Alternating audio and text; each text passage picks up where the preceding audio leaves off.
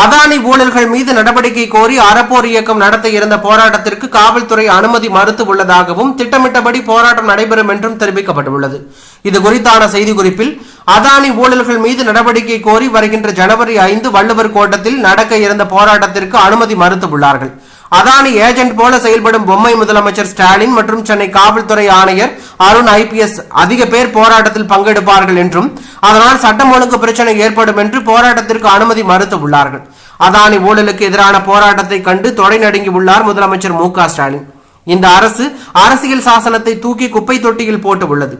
அதே ஜனவரி 5 காலை 9:30 மணிக்கு வள்ளுவர் கோட்டத்திற்கு பதிலாக அறப்போர் அலுவலகத்தில் இந்த போராட்டத்திற்கு அனுமதி மறுத்த அதானியின் அடிமைகளாக செயல்படும் முதலமைச்சர் ஸ்டாலின் மற்றும் ஆணையர் அருண் IPS கண்டித்து கண்டன கூட்டம் நடத்த உள்ளோம்.